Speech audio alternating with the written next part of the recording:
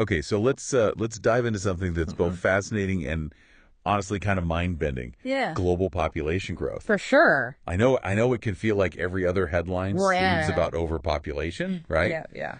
But today Totally. we're going to look at things a little differently Okay. with some help from this piece called The Demographic Transition, a promise, not a prophecy. Yeah, it really flips the script on how we usually think about this topic. Okay. Instead of just doom and gloom, Right. it explores a predictable pattern in how populations change over time. Right.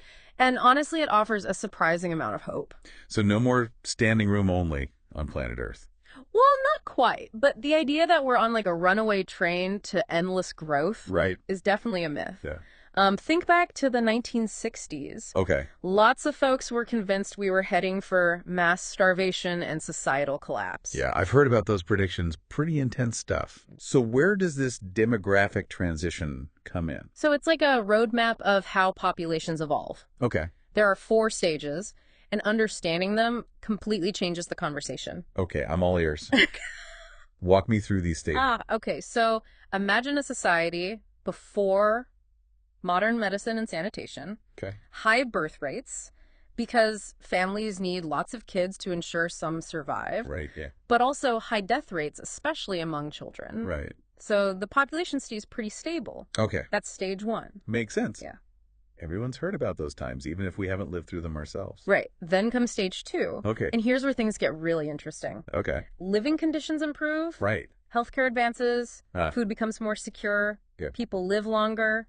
Fewer kids die young, Yeah. but birth rates stay high for a while. Right. Boom, population explosion. Okay, so that's the part that usually freaks people out, right? Exactly. Seems like the whole planet is suddenly way more crowded. Exactly. But this rapid growth isn't the end of the story. Okay. As people adjust to this new reality, Uh-huh. they realize they don't need to have as many kids Yeah.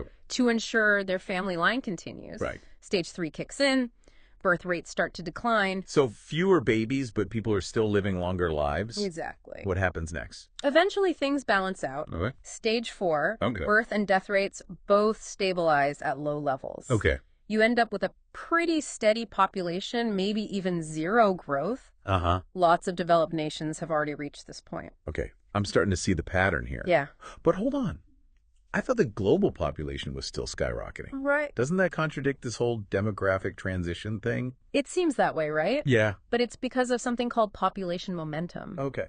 Think of it like this. Okay. Imagine a stadium packed with people all born around the same time. Okay. Even if each person only has a couple of kids, that's still a huge influx of new parents, Right. creating a temporary bump in the overall population. So it's like an echo from that earlier boom. Exactly. Makes sense. But if it's temporary, that means... That means the rapid growth we're seeing now will eventually taper off Okay. as that huge generation ages Mm-hmm. and global birth rates keep declining. Right. Things will settle down. This is already sounding less like a disaster movie and more like, well, a hopeful possibility. Yeah, Yeah. for sure. Exactly. And the data actually backs this up. Remember that population explosion everyone was worried about? Right. Well, it turns out as more countries go through this demographic transition, Uh-huh. we see amazing things happen. Global poverty is actually at its all-time low. Wow. That's incredible. Yeah. It almost seems counterintuitive, right? Yeah. More people, yet less poverty. It's because development and falling birth rates kind of go hand in hand. Okay. As living standards improve, people naturally have fewer children. It's not about forcing anyone. It's about empowering people to make choices that work for them. Right. And those choices end up benefiting everyone. Okay. That makes sense. Yeah. But some might say economic development just leads to more consumption, Right. a bigger environmental footprint. Sure. How does the demographic transition address that? That's a great question and a valid concern. Yeah. But here's the thing. A larger, more educated population also has a greater capacity for innovation and finding solutions. Okay. Think about it. If we have 10 times the number of people with higher education as Right. projected, imagine the brain power we'll have tackling these big challenges. Okay. I see what you mean. So it's not just about fewer people. Right. It's about a different kind of population. Exactly. One that's equipped to deal with these complex issues. Exactly. And we're already seeing evidence of this in countries that have transitioned quickly. Okay. Take Bangladesh, for example. Right. Back in 1971, the average woman there had 7 children. Wow. By 2015, that number had plummeted to just 2.2. That's a huge shift. Are there other examples of this kind of rapid change? Absolutely. Malaysia and South Africa both made the transition in just 34 years. Okay. And get this, Iran managed to do it in only 10 years. Wow. These are incredible success stories that show how quickly positive change can happen. That's amazing. It really highlights the power of investing in things like education and healthcare. It really does. Yeah. And it's not just about altruism either. Right. Supporting development in other countries actually benefits everyone. Uh-huh.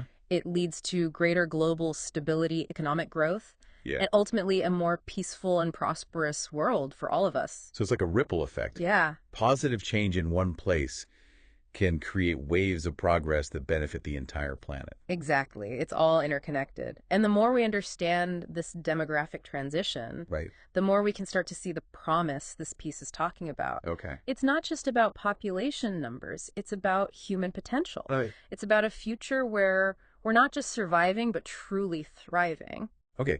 I'm feeling that shift in perspective you mentioned earlier. Yeah. It's really powerful stuff. But if we're eventually going to reach a point where population growth stabilizes, Uh-huh. what does that mean for the overall number of humans on Earth? Any predictions? Well, according to UN forecasts, that's exactly what's going to happen. Okay. Population growth will come to an end. Okay. And get this, it's entirely possible that the 12 billionth human may never even be born. Whoa, that's really mind-blowing. Yeah. To think that after centuries of what seemed like unstoppable growth, Right. we might actually be approaching a point of equilibrium. Yeah. It makes you rethink all those assumptions about overpopulation and the future. It certainly does. And it opens up a whole new set of questions and possibilities. Right. Instead of just focusing on how to accommodate more and more people, Right. we can start thinking about how to create a world where everyone has the opportunity to reach their full potential. That's a really inspiring thought. Yeah. But it also makes you wonder, Yeah. what role do we each play in all of this? Right. Why should we care about this demographic transition? For sure. And how can we make a difference? It really makes you think about all the choices we make, right? Yeah. Both individually and as like a global community. Absolutely. And understanding this demographic transition Right. gives us a framework for making those choices more consciously and effectively. Okay. It shifts our focus from fear to opportunity, Right. from scarcity to abundance. Okay. I'm seeing that now. Yeah. It's not just about managing a growing population. Right. It's about harnessing the incredible potential that lies within it. Exactly. And that potential is immense. Yeah. We're talking about a future where a larger, healthier, and more educated global population can collaborate Right. to solve some of the world's most pressing problems. It's like that old saying, Yeah. 2 heads are better than 1. Right. But on a global scale, Exactly. imagine the possibilities when we have billions of minds working together Yeah. towards a common goal. It's really quite extraordinary to think about. Yeah. Instead of being overwhelmed by the challenges, Right. we can start to see a path forward, a way to create a future where everyone has the opportunity to thrive. Okay. I'm feeling a lot more optimistic about things now, Good. and I hope our listeners are too. Yeah. But as we wrap up this deep dive, Okay. I want to leave everyone with something to ponder, a Okay. question to spark some further reflection. I love it. Mhm. What's the question that's been swirling in your mind?